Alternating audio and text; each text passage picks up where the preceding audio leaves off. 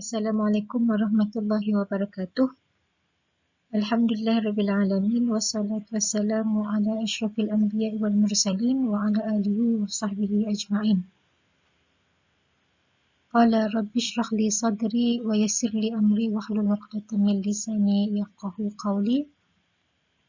Allahumma salli ala sayyidina Muhammad wa ala ali sayyidina Muhammad. Selamat datang kepada semua pelajar baharu yang mendaftar di UiTM Cawangan Perlis. Dan untuk hari ini, untuk sesi ini, saya bersama dengan pelajar-pelajar dan saya perkenalkan, nama saya adalah Ustazah Jamalia binti Aurani, merupakan penyelaras OBE SCL Unit Hal Ehwal Akademik UiTM Cawangan Perlis.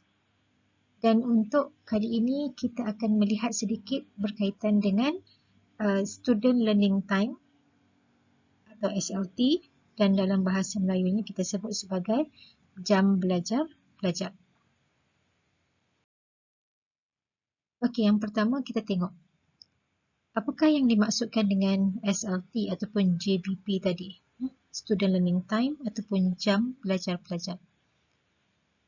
Jadi secara umumnya kita sebutkan bahawa SLT adalah pengukuran secara kuantitatif kesemua aktiviti pembelajaran bagi mencapai hasil pembelajaran yang ditetapkan.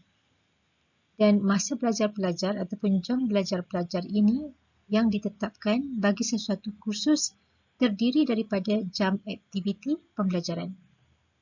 Jadi secara keseluruhannya kita sebutkan masa pembelajaran berkesan atau jumlah masa pelaksanaan keseluruhan aktiviti pembelajaran untuk mencapai hasil pembelajaran yang ditetapkan.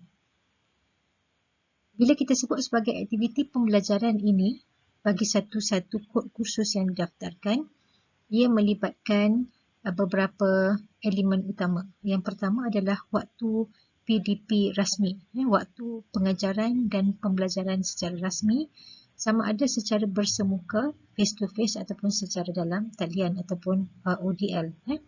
Yang kedua adalah termasuk juga jam belajar pelajar ini adalah waktu penilaian formal. Maksudnya waktu penilaian ini apabila dilaksanakan penilaian secara berterusan ataupun ujian akhir ataupun peperiksaan akhir. Dan waktu penilaian formal juga boleh dilaksanakan sama ada secara bersemuka ataupun ODL ataupun assessment, tugasan-tugasan sepanjang semester. Dan yang ketiga adalah waktu pertemuan tidak bersemuka, non face to face, kelas tetapi secara tidak bersemuka. Serta yang keempat adalah waktu pembelajaran kendiri, dan dalam bahasa Inggeris kita sebut sebagai self-directed learning ataupun disebut sebagai student preparation time.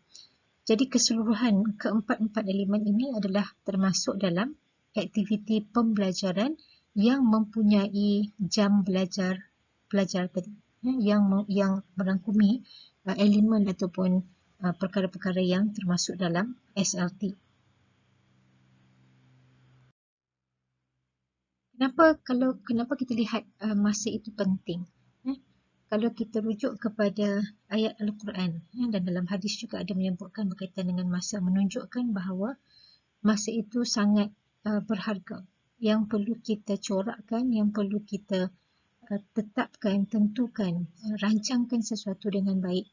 Kalau tidak, kita akan berada dalam keadaan yang rugi, sentiasa hilang panduan untuk melaksanakan tugasan-tugasan harian dengan masa yang telah ditetapkan oleh Allah Subhanahu Wa Taala. Maka dalam surah Al-Asr, Allah Subhanahu Wa Taala berfirman, A'udzubillahi minasyaitonirrajim, wal 'asr innal insana lafi khusr. Yang bermaksud demi masa sesungguhnya manusia itu dalam kerugian. Dan dalam satu hadis qudsi ada menyebutkan bahawa Allah Subhanahu Wa Taala menjelaskan dia adalah masa, namun anak-anak Adam mencela masa. Jadi menerusi pemahaman berdasarkan dalil menunjukkan bahawa betapa pentingnya masa yang mempunyai ikatan langsung dalam kehidupan manusia. Jadi tidak terkecuali juga bagi pelajar-pelajar dalam usaha memenuhi tanggungjawab sebagai pelajar ataupun sebagai penuntut ilmu. Di sini pelajar memerlukan sedikit penyusunan, dan penggunaan masa yang baik serta sempurna bagi membantu ke arah kecemerlangan diri dan kejayaan pelajar dalam kehidupan. Dengan sebab yang demikian, pensyarah akan memberi panduan dan juga membantu pelajar untuk memahami SLT ini, Student Learning Time ini ataupun jam belajar pelajar ini, supaya dapat diimplementasikan dengan baik ataupun dapat digunakan dengan baik. Jadi sedikit kalau kita lihat kepada keperluan SLT dalam aktiviti PDP. Kenapa SLT, Student Learning Time ni penting? Dan di sini saya nak sebutkan beberapa sahaja. Pertama, bila kita melibatkan akademik, ada jadual-jadual yang diperuntukkan. Jadi nilai masa belajar itu bergantung kepada bagaimana cara kita gunakan untuk masa-masa yang telah diperuntukkan. Jadi setiap kod khusus yang didaftarkan tu akan ada nilaian masa yang perlu dipenuhi oleh setiap pelajar. Dengan penggunaan dan pengurusan masa belajar pelajar dengan baik juga akan membuatkan sistem pengurusan masa tersebut akan lebih beretika dan berdisiplin. Maksudnya pelajar dapat merancang secara optimum dan dengan cara yang baik untuk menguruskan masa di saat pelajar ini menjadi penuntut ilmu untuk mendapatkan sesuatu ilmu mengikut kepada kehendak dan juga jadual-jadual yang telah ditetapkan. Dan di samping itu juga kalau kita lihat konsep masa ini sebenarnya membantu untuk meningkatkan kemahiran pembelajaran sepanjang hayat. Jadi kita belajar ni bukan terhenti di satu-satu tahap sekolah ataupun di peringkat-peringkat universiti, tetapi konsep belajar ini akan menjadi satu konsep yang sepanjang hayat, long life learning. Jadi bila kita nak belajar, walaupun kita tidak belajar secara formal nanti pun di universiti ataupun di sekolah-sekolah, kita nak mencari ilmu di luar pun kita mestilah menggunakan masa dengan baik supaya kita dapat memahami dan juga menguasai sesuatu ilmu yang ingin kita pelajari. Baik, kita masuk kepada SLT secara lebih khusus. Di sini saya nak terangkan berkaitan dengan SLT yang khusus melibatkan kepada kod khusus yang kita ambil sepanjang semester. Jadi secara tetapnya penetapan oleh Kerangka Kelayakan Malaysia MQF menyebutkan 1 jam kredit bagi setiap kod kursus yang diambil oleh pelajar akan dinilai bersamaan dengan 40 jam SLT ataupun 40 jam masa belajar pelajar. Jadi kalau 1 jam je bagi kod kursus tersebut, maka dia telah merangkumi 40 jam. 40 jam ni maksudnya apa? Dengan 1 jam kredit yang pelajar ambil bagi kod kursus pada semester tersebut, pelajar harus menggunakan 40 jam masa belajar pelajar itu sepanjang semester untuk kod yang melibatkan 1 jam sahaja. Jadi kalau kata kod tersebut melibatkan 2 jam ataupun lebih, maka ia akan didarabkan dengan 40 untuk mendapat nilaian berapakah jumlah jam belajar pelajar yang sepatutnya pelajar penuhi bagi mendapat kecemerlangan ataupun bagi memudahkan urusan PDP sepanjang semester tersebut. Di sini saya berikan sebagai contoh. Apabila pelajar-pelajar mendaftar kod-kod kursus pada semester-semester mengikut kepada ketetapan oleh pihak fakulti, pengajian, program dan sebagainya. Jadi pertama sekali untuk kita faham tentang SLT ni, bila kita tahu bahawa 1 jam kredit merangkumi 40 jam SLT, jadi pertama sekali apabila pelajar-pelajar daftar kod kursus tersebut, mestilah pelajar kenal pasti berapakah jumlah jam kredit bagi kod khusus yang diambil. Sebagai contoh, saya tunjukkan di sini bagi kod diploma untuk subjek daripada Akademi Pengajian Islam Contemporary, iaitu kod kursus CTU 101, yang mana kod ini khusus kepada pelajar diploma yang baru mendaftar di UiTM. Kos ini dinamakan sebagai prinsip-prinsip asas Islam. Okay? Dan kod ini melibatkan 2 jam kredit. Okay? Kod ini melibatkan 2 jam kredit. Maka dengan itu, bila kita tengok tadi 1 jam kredit bersamaan dengan 40 jam SLT. So di sini 2 jam kredit menyamai 80 jam SLT. Okay? Menyamai 80 jam SLT. So maksudnya apa? Maksudnya bagi kod ini sahaja, apabila pelajar mendaftar kod ini, so pelajar akan mengikuti sesi pengkuliahan selama 14 minggu. Dan bagi kod ini, kalau kita tengok di awal tadi, slide yang di awal tadi, waktu aktiviti pembelajaran itu merangkumi kuliah, merangkumi tutorial, merangkumi waktu penilaian dan merangkumi waktu belajar kendiri. Sama ada secara face to face ataupun secara non face to face, bersemuka ataupun secara tidak bersemuka. Jadi untuk kod ini apabila melibatkan 80 jam, maka ditetapkan oleh pihak fakulti sendiri, pelajar-pelajar akan bertemu secara face to face selama 30 jam. 30 jam ini adalah 14 minggu tu, di mana 1 minggu 2 jam. Okay? Jadi 14 kali dengan 2, 28 jam. Dan baki 2 jam lagi yang face to face ni adalah ujian akhir yang melibatkan 2 jam yang perlu pelajar bersemuka untuk menghadapi ataupun menduduki ujian tersebut. Dan non face to face dekat sini adalah perjumpaan secara tidak bersemuka, okay? Sama ada diskusi yang dijalankan dan sebagainya, serta student preparation time. Okay? Tadi kalau kita tengok perjumpaan face to face untuk 14 minggu, setiap minggu 2 jam.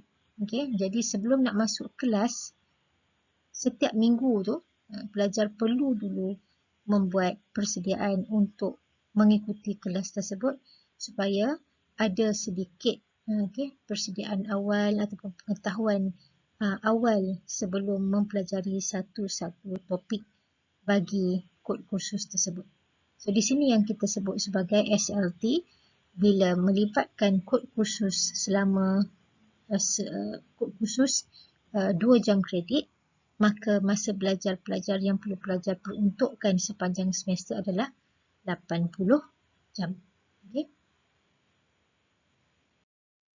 Okay, kita tengok contoh pelaksanaan ataupun bagaimana pelajar-pelajar dapat menggunakan student learning time ni ataupun jam belajar pelajar mengikut kepada ketetapan oleh kod-kod kursus yang telah didaftarkan. Sebagai contoh tadi kan, kalau tengok slide yang sebelum ini, bila kita sentuh tentang kod kursus yang melibatkan 2 jam kredit, so kita akan memenuhi jam SLT sebanyak 80 jam. Jadi untuk kod ni sebagai contoh yang saya berikan, untuk kod kursus CTU 101 yang diambil oleh ataupun yang dipilih, yang didaftarkan oleh pelajar diploma bahagian 1 untuk pelajar-pelajar Muslim sebagai contohnya. Jadi dalam kod kursus ini kita akan melibatkan pertama sekali adalah kuliah, diskusi dan juga tasmi' hafazan. Jadi 28 jam ini dilihat menerusi perjumpaan mingguan selama 14 minggu, di mana setiap minggu pertemuan bersama dengan pensyarah adalah selama 2 jam. Jadi totalnya 28 jam untuk 14 minggu. Okey. Bakinya bila 80 tolak 28, so ada baki lagi 52 jam. Dekat mana kita nak gunakan jam tersebut? 22 jam adalah secara tidak bersemuka.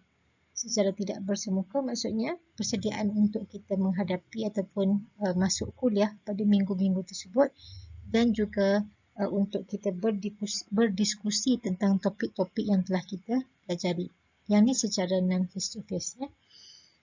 Kemudian 2 jam bersemuka untuk ujian akhir. Okay.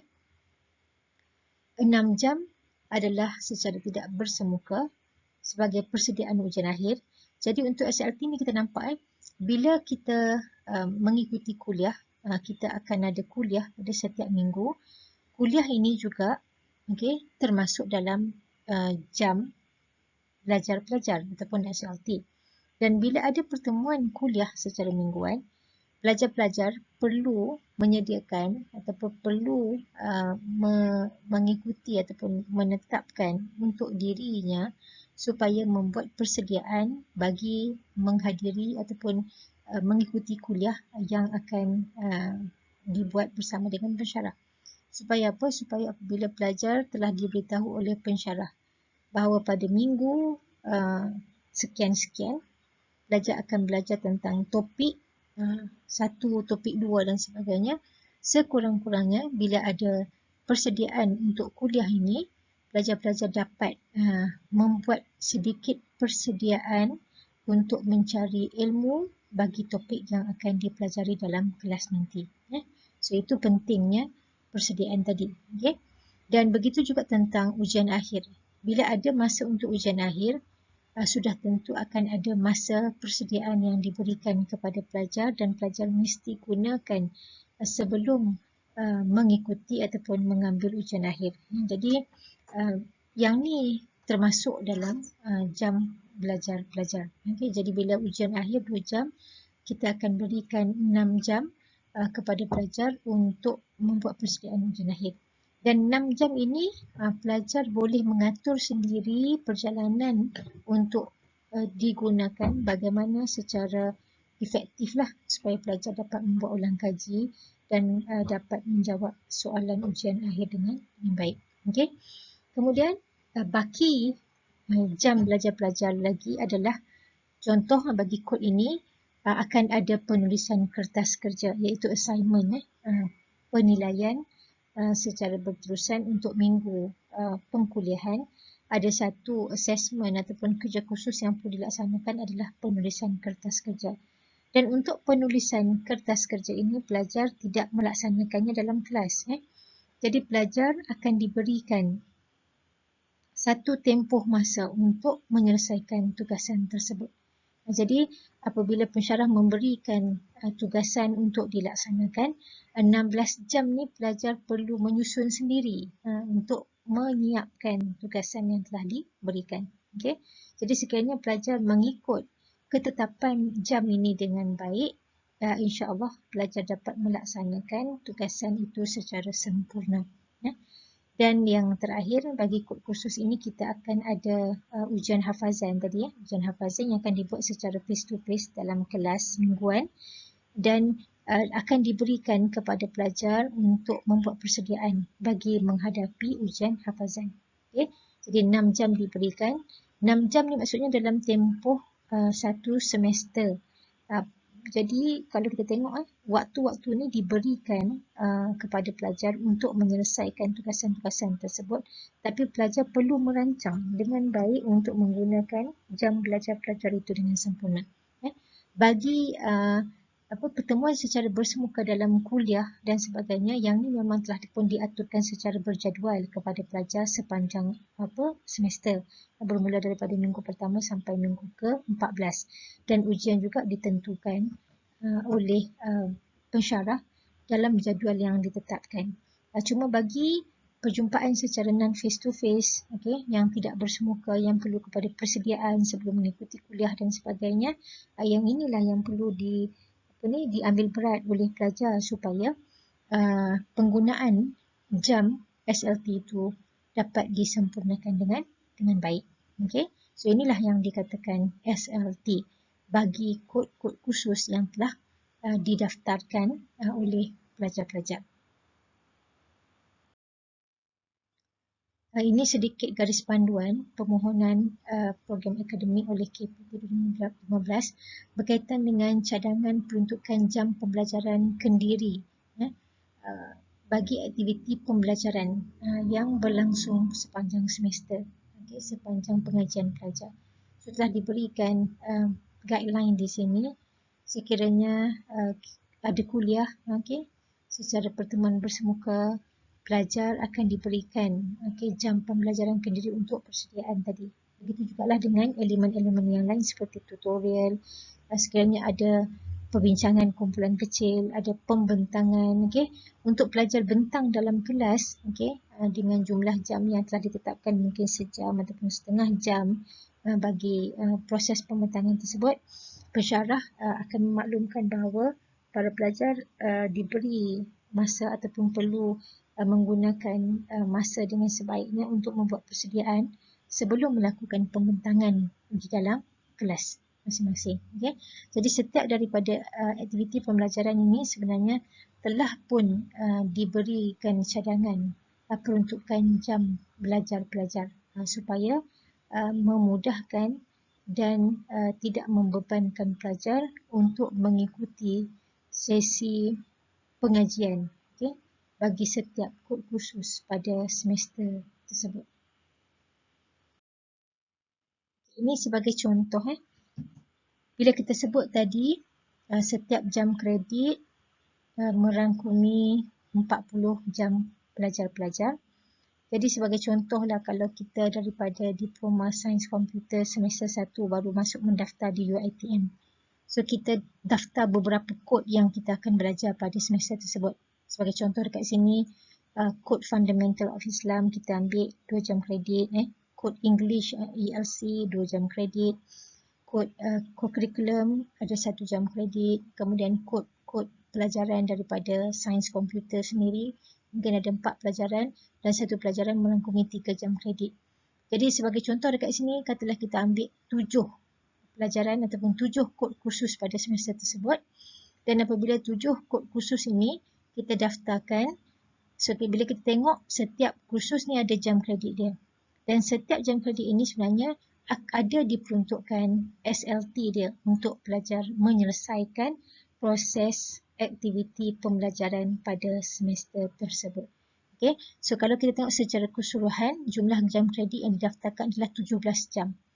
Jadi bila 17 jam, maka SLT yang perlu diperuntukkan untuk semester ini ialah 680 jam. Yang termasuk tadi tu termasuk kuliah secara bersemuka, termasuk tutorial, termasuk ujian akhir, termasuk persediaan pelajar untuk mengikuti kuliah, termasuklah masa persediaan untuk ujian dan sebagainya.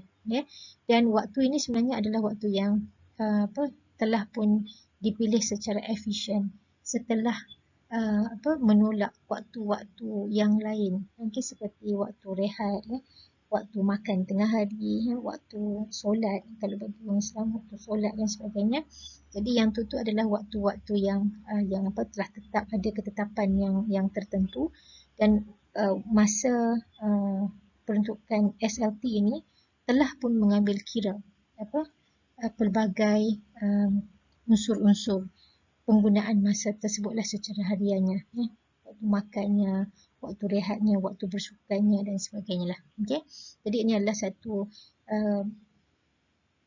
peruntukan masa yang efisien kepada pelajar-pelajar supaya pelajar-pelajar akhirnya apabila dapat menggunakan masa SLT ini dengan baik, so pelajar-pelajar akan dapat merangka ataupun dapat melakar kejayaan dalam kehidupan dia sebagai seorang pelajar kerana mempunyai disiplin yang tinggi untuk mengikuti sesi pengkuliahan pada semester tersebut. So ini yang kita tengok tadi. Ustazah ulang balik.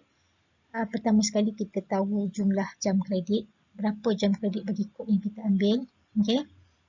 Kemudian kita kena tahu kerja khusus dan pengagihan masa yang diberikan. Yang ni akan diberitahu oleh pensyarah masing-masing lah bagi kod-kod khusus masing-masing. Ada berapa sebenarnya penilaian yang akan dilaksanakan oleh pelajar dan setiap penilaian ini akan diberikan masa peruntukan untuk pelajar menyelesaikannya dengan baik. Dan bila pelajar diberitahu tentang kerja khusus dan pengagihan masa yang perlu digunakan, maka pelajar perlu dan disarankanlah untuk membuat jadual secara kendiri supaya setiap aktiviti pembelajaran ini dapat dilaksanakan dengan sempurna ataupun sesempurna mungkin, insyaAllah. Dan ini sedikit tambahan berkaitan dengan aktiviti pembelajaran dalam kuliah, pelajar-pelajar bersama dengan pensyarah ataupun dengan guru-guru. Dalam konsep hari ini kita lihat lebih mengutamakan kepada pembelajaran berpusatkan pelajar ataupun kita sebut sebagai student-centered learning. Bila kita sebut student-centered learning ataupun pembelajaran berpusatkan pelajar, guru ataupun pensyarah yang mengajar bagi kod-kod tersebut, mereka akan berperanan sebagai fasilitator dan pemudah cara. Dan pelajar yang akan memberikan sumbangan, memberikan pandangan, memberikan satu sambutan yang menggalakkan dalam proses pembelajaran tersebut, di mana tidaklah semua diberikan oleh pensyarah, tetapi pensyarah ini mungkin memberikan panduan-panduan bagaimana pelajar boleh memahami dan mempelajari topik-topik yang telah ditetapkan dalam kod-kod tersebut. Dan bila kita sebut student-centered learning juga, ia melibatkan perkongsian ilmu dan pengalaman lah antara pelajar dengan guru, antara pelajar dengan pensyarah, supaya konsep pembelajaran itu menjadi lebih menarik dan menjadi lebih terbuka, supaya sebab setiap orang ada ilmu yang mungkin diperolehi daripada tempat-tempat keilmuan yang berbeza, dan masing-masing juga mempunyai pengalaman terhadap satu-satu perkara yang mungkin dibincangkan dalam topik-topik bagi kursus-kursus yang diambil. Jadi bila ada perkongsian ilmu dan pengalaman ini, membuatkan aktiviti pembelajaran itu lebih menarik dan juga lebih realiti untuk difahami.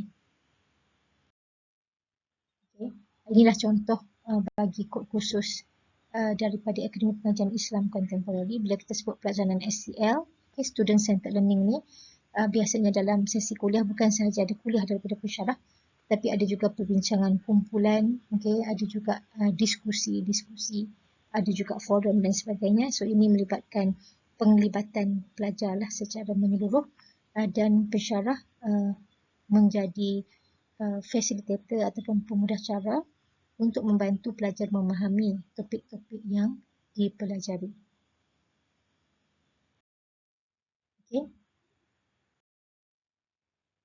Jadi yang saya simpulkan daripada asal dahulu kalau kita belajar dalam konsep pendidikan, kita bermula daripada teacher centered learning, maksudnya guru yang